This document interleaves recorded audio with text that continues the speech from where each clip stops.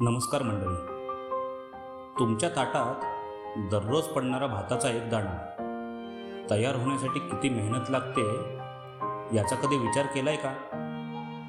आज गुरुकुलातील विद्यार्थ्यांनी पुस्तकातील शेती नव्हे तर शेतकऱ्यांच्या आयुष्याचा एक दिवस प्रत्यक्ष जगून पाहिला.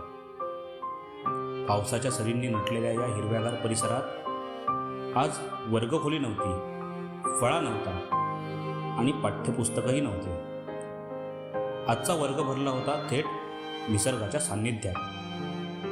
चिमुकल्यांसाठी हा फक्त खेळ नव्हता, हा होता मातीशी पहिला परिचय.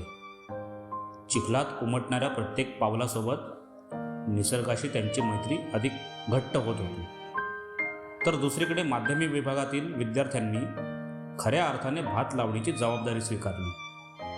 हातात रोपे, पायाखाली चिखल आणि मनात शेतकऱ्यांविषयी नितांत आदर. प्रत्येक रोप काळजीपूर्वक लावताना विद्यार्थ्यांना जाणवत होतं आपल्या ताटातील प्रत्येक भाताच्या दाण्यामागे एका शेतकऱ्याचा घाम, त्याग आणि अथक परिश्रम दडलेले आहेत. शेती हा केवळ व्यवसाय नाही, ती भारताची संस्कृती आहे, ती जीवनाची शाळा आहे.